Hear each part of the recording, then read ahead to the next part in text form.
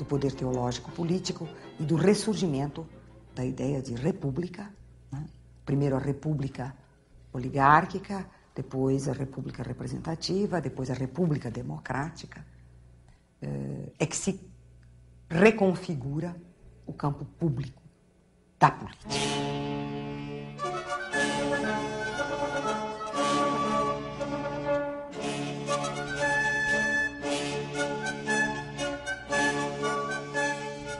A classe burguesa é um acontecimento histórico, ela surge de modo bem datado, a partir do século XV por aí.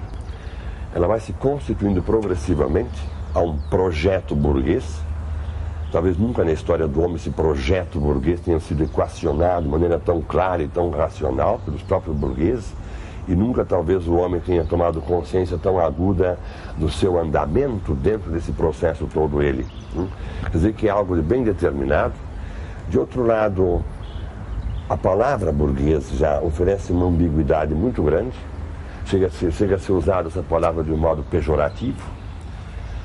E ainda em terceiro lugar, convém lembrar que quando se fala em burguês, nós estamos falando de nós mesmos.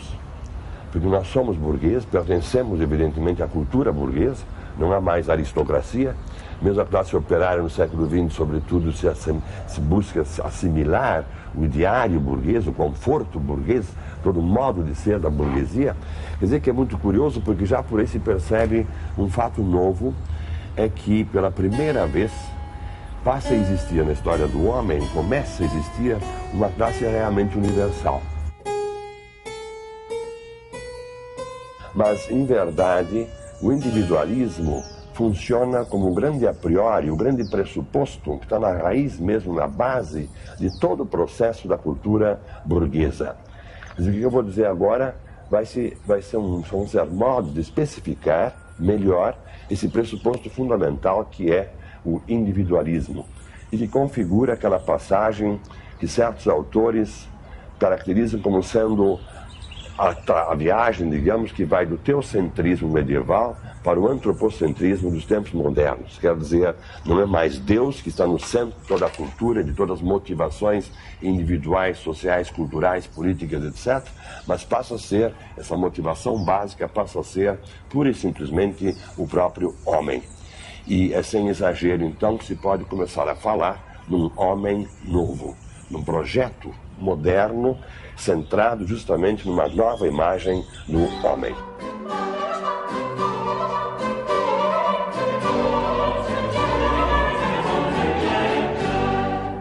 Eu colocaria em primeiro lugar, para caracterizar esse homem burguês, justamente o conceito de autonomia.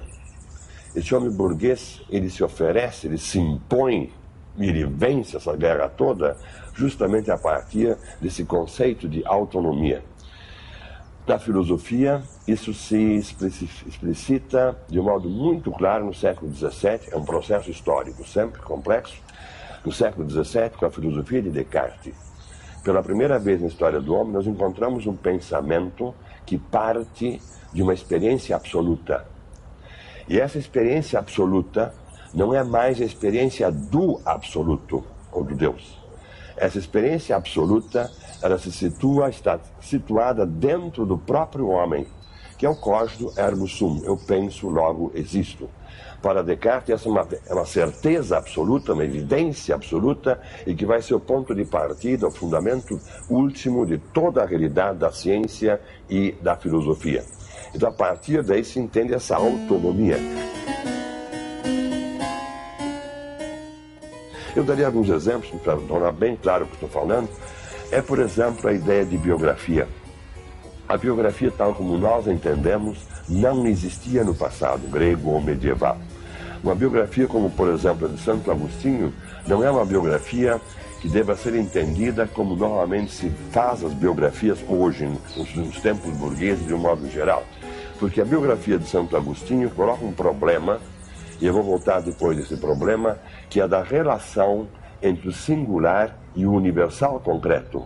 Ou seja, é o itinerário de uma alma. E esse itinerário parte de Aurélio e Agostinho, digamos, uma singularidade bem concreta, um indivíduo bem datado no tempo e no espaço, para se converter progressivamente ao universal concreto, quer dizer, trilhar o caminho da santidade e atingir, de fato, o sentido que tem a divindade para o singular.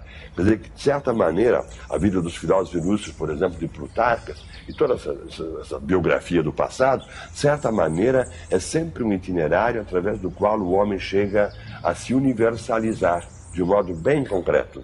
E justamente isso cai por terra com o advento da biografia burguesa. Claro que aqui é um itinerário, se tomarmos, por exemplo, um Marco Polo, aí não é mais tanto o Deus que funciona, o universal concreto que funciona, mas é algo de fantástico, é a experiência que ele teve no Oriente, são os fogos de artifício, são os condimentos, os temperos picantes, a coisa toda, então a pólvora, quer dizer, um mundo excitante e fantástico que ele traz para o mundo ocidental. E é isso que dá amparo à biografia do Marco Polo.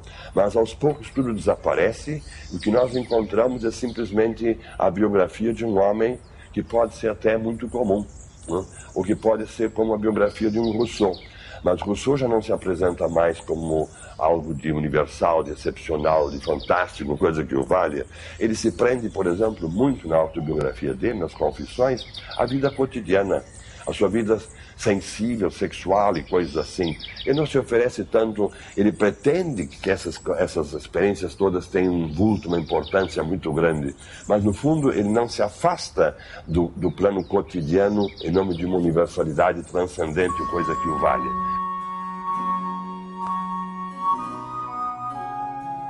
O segundo exemplo eu encontraria na pintura, no retrato. É muito significativo que os retratos fundamentais, centrais, digamos, porque pode haver um retratado secundário na margem de um quadro, coisa desse tipo, mas o que se retrata em todo o passado grego, por exemplo, medieval, é sempre a figura do universal concreto. E um repertório de universais concretos que são muito reduzidos. É o Cristo, a Virgem Maria, os santos, os heróis, os reis. E não se vai além disso. É como na Grécia clássica também, deuses e deusas, não é mesmo? Os heróis e os reis. E não se vai muito além disso. Não é? Quer dizer, sempre universal concreto, e aqui é uma correspondência àquilo que eu falei da biografia. Ou seja, esses universais concretos funcionam como paradigmas, como modelos, como o caso da santidade, como modelos que podem e devem ser seguidos por todos os homens que compõem uma certa comunidade. Então o príncipe, o rei, é como que um modelo vivo para os seus súditos. E é justamente essa ideia que cai por terra com o advento do homem burguês, porque passa a se fotografar simplesmente a pessoa comum, uma pessoa que tem dinheiro. Por exemplo, dou alguns exemplos daqueles quadros maravilhosos do início da pintura flamenga, quando a pintura representava a figura do Cristo, da ressurreição do Cristo, por exemplo, e o pintor punha na margem esquerda, embaixo, quase junto da moldura do quadro, ele punha em atitude de oração um pequeno casal, um contraste violento com o tamanho do Cristo, um pequeno casal rezando. Aquelas pessoas não são literalmente ninguém. Elas são muito bem vestidas e têm dinheiro e pagaram o quadro, pagaram o artista. E essa pessoa que paga o artista, que não tem nome, é justamente o burguês. E há toda uma história belíssima na iconografia, nas artes plásticas da Renascença italiana e também dos Países Baixos, que mostra exatamente essa evolução. Quer dizer, a figura do Cristo, do Santo, da Virgem, começa a entrar aos poucos em decadência e se acentua mais simplesmente, por exemplo, a mulher do comerciante instalado no seu pequeno interior burguês, muito limpo, muito asseado, muito bem composto, e ela, com uma pequena balança, pesa o ouro conquistado, comerciado pelo seu marido. Então começa a surgir essa ideia de que o burguês, sem ser santo, sem ser herói, sem ser rei, sem ter nenhuma insígnia especial, tem apenas o dinheiro, mas ele merece também ser fotografado, quer dizer, retratado por um grande pintor como Rembrandt, por exemplo.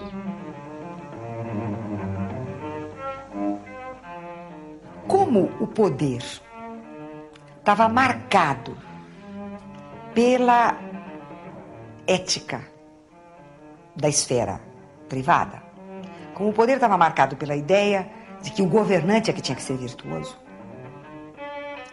o que acontece com os pensadores que vão criar a nova ideia da política, que vão dizer que existe sim a res pública, a coisa pública, o espaço público. O que é que eles vão fazer?